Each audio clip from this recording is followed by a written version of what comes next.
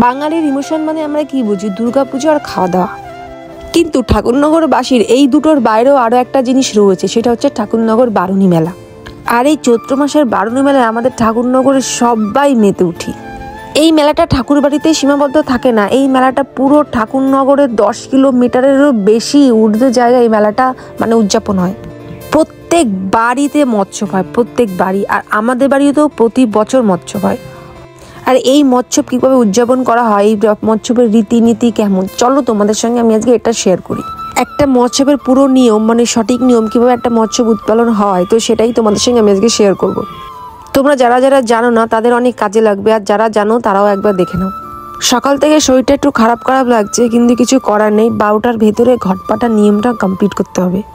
প্রত্যেকবার আমরা এই দিনটাতেই ঘরটা পাতি। তো এবার শুধু ঠাকুর বাড়ির জল না, আমরা প্রয়াগরাজের জল দিয়ে আমি এবার ঘরটা পেতেছি। আমি আর আমার বাবা সকাল থেকে সব কাজকর্ম শুরু করেছি, ঘট পাতা থেকে শুরু করে পুজো আস্টার সব কিছু দুজনে মিলে হাতে হাতে করে নিয়েছি। বিকালবেলা আমাদের বাড়িতে দল আসবে, তাই সকাল সকাল এই কাজকর্মগুলো সব কিছু রেডি করছিলাম। মেলাটা কিন্তু 1 সপ্তাহ হয়, কিন্তু এই 1 সপ্তাহের পেছনে খাটনি আমাদের প্রায় 1 মাসের। প্রায় 15-20 দিন ধরে আমি আমার বাবা সব কিছু রেডি করছি। আর এই মালাটা দেখো আমার বাবা নিজে হাতে গেঁথেছে। কেমন লাগছে তোমরা প্লিজ কমেন্ট করে জানিও। মাজা ধোয়া ঘষাঘষি সব কিছু আমরা আগের দিন কমপ্লিট করে রেখেছিলাম। আমি এর আগে কখনো ঘট পাতা বলো হরিচাঁদ ঠাকুরের রিচুয়াল সেভাবে কখনো পালন করিনি, কিন্তু এবার বাবা আর আমি দুজনে মিলে সাজিয়েছি ঠাকুর ঘরটা। কেমন হয়েছে বলো? 5 রকম ফল, মিষ্টি, ধূপ ধুনো সব কিছু, কোনো কিছুতে আমরা খামতি রাখিনি, সব কিছু প্রপারভাবে করার চেষ্টা করেছি। তোমরা প্লিজ বলো আমরা কি ঠিকঠাক করতে পেরেছি? ওদিকে আমাদের একজন সদস্য মিসিং, তাকে আমি আনতে গেছিলাম বনগাঁয়। তাই সব কাজকর্ম করে 12টার আগে সব রেডি করে আমি চলে গেছিলাম আনতে। আর এইদিকে দেখো বনগাঁ ঢোকার আগের অবস্থা, একটা যাচ্ছে একটা আসছে, ঘন্টায় 3টে করে ট্রেন দিচ্ছে।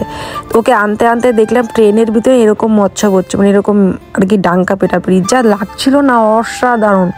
আমি মনে হচ্ছিল কখন আমার বাড়ি দল উঠবে, কখন আমার বাড়ি দল উঠবে, আমি তার জন্য ওয়েট করেছিলাম।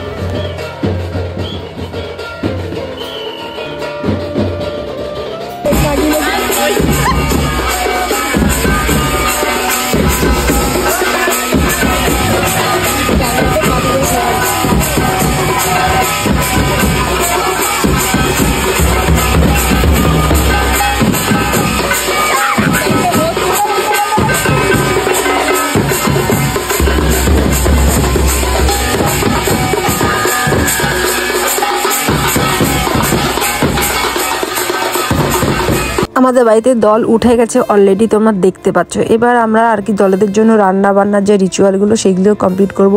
আমি শুনেছি নাকি রান্না করার আগে সবার আগে ব্রহ্মাদেবের পুজো করতে হয়, তাকে সোনাওয়ালা দিতে হয়, সেই সব রিচুয়ালগুলোই আমার মা করছিল। এখন হবে ওনাদের জন্য রান্না।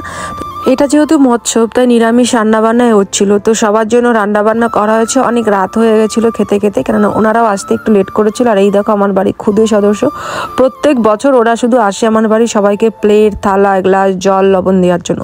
তোমাদের কি কারণ মনে পড়ে ছোটোবেলায় এরকম কথা? আমিও কিন্তু ছোটোবেলায় প্লেট, থালা, গ্লাস দেওয়ার জন্য ওয়েট করে থাকতাম।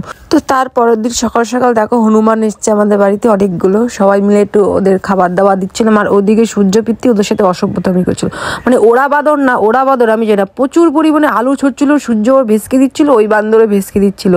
সে কি লগর, আমি হাসবো না কাঁদবো না মারবো আমি নিজেই বুঝতে পারছিলাম না। তো এই ছিল আজ আমাদের বাড়ির আর কি পুজোর ব্লগ, মৎস্যের ব্লগ। তোমাদের কেমন লাগলো প্লিজ আমাকে জানিও। ভালো লাগলে লাইক, কমেন্ট, শেয়ার, প্লিজ এটা সাবস্ক্রাইব করো। আর আমার ফেসবুক থেকে দেখলে প্লিজ আমার পাশে থেকো। আর হ্যাঁ, আমি কিন্তু এখনো মেলায় যাইনি, তোমরা যদি কেউ যেতে চাও তো চলে আসো, সবাই মিলে একসঙ্গে মেলায় যাবো। জয় হরিচাঁদ, জয় গুরুচাঁদ।